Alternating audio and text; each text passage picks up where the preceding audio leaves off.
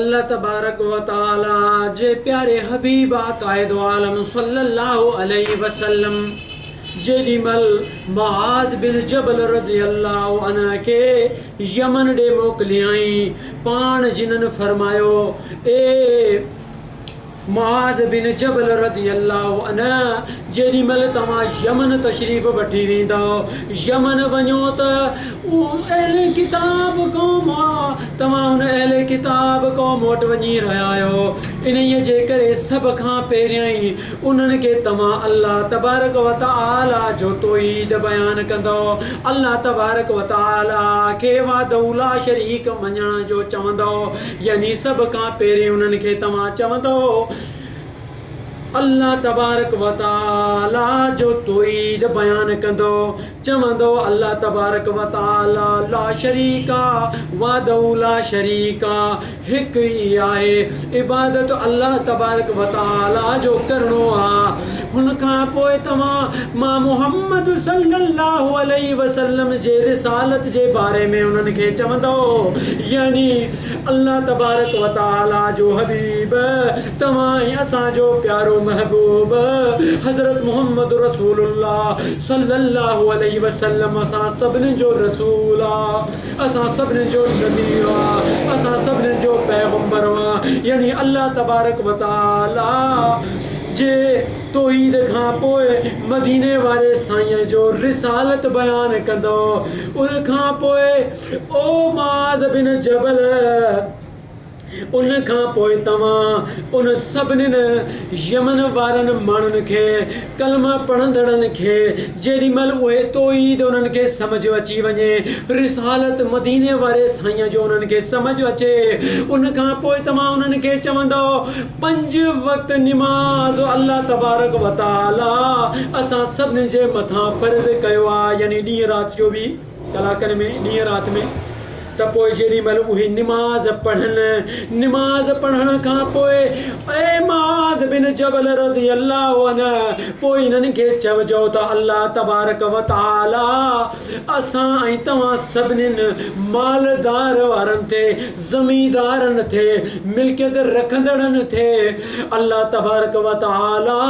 ज़कात बि फ़र्ज़ कयो आहे ऐं ओ मुआज़ बिन जबल रज़ियल्लाहु अन्हु इहो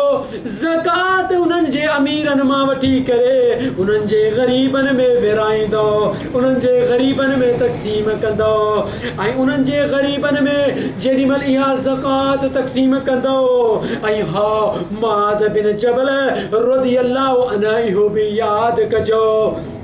ज़कात जे मद में जेका शइ बि तव्हांखे ॾिनो वञे उहा तव्हां वठंदव पर उन्हीअ में इहा फरमाइश या इहा डिमांड या इहा रिक्वेस्ट न कंदव त भले खां भलो शइ ॾियो ज़कात में ऊचे खां ऊचो शइ ॾियो न न इहा बिल्कुलु ज़िक्र न आहे करिणो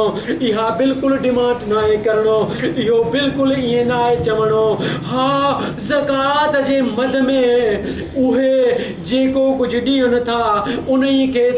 क़बूल करणो आहे ऐं उहो वठी करे वरी उन्हनि अमीरनि जे इर्द गिर्द उन्हनि इलाइक़नि में उन्हनि जे राइश उते जे ग़रीबनि में तक़सीम करणो आहे वाह मदीने वारा साईं तुंहिंजो शान वाह मुंहिंजा सोना नबी तुंहिंजो काम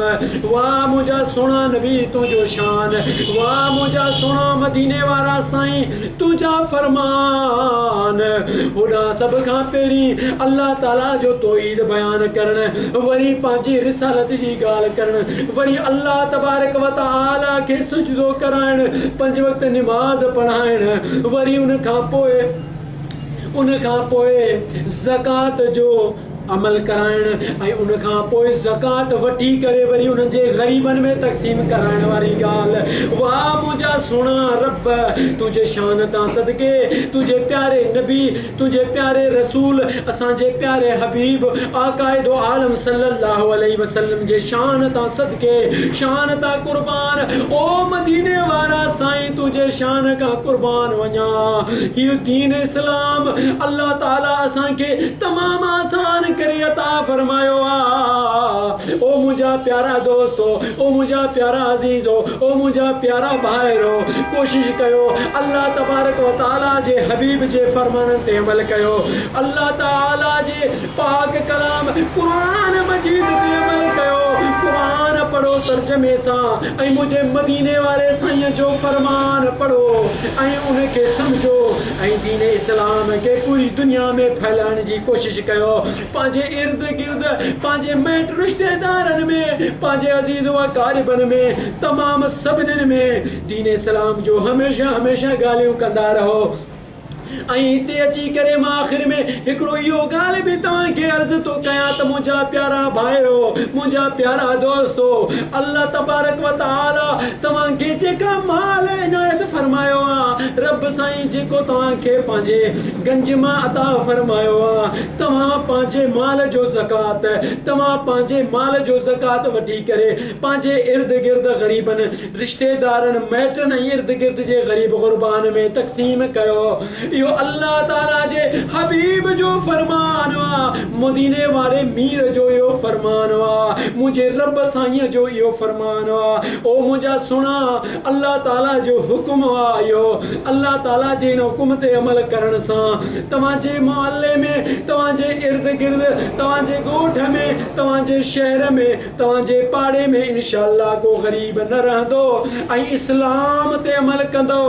ओ मुंहिंजा प्यारा दोस्तो, दीन इस्लाम ते अमल कयो। खुदा रा पंहिंजे नस्लनि खे बचायो, दीन इस्लाम ते अमल कयो। छॾे ॾियो इन दुनिया जा नफ़्सा नफ़्सी, छॾे ॾियो इन दुनिया जा फितना फसादूं, छॾे ॾियो इन दुनिया जा अजीबो ग़रीब मौज़ू। अल्लाह ऐं उनजे हबीब जो ॻाल्हि कयो, अल्लाह ऐं उनजे रसूल जो ॻाल्हि कयो। मुंहिंजे प्यारे रब करीम ऐं उनजे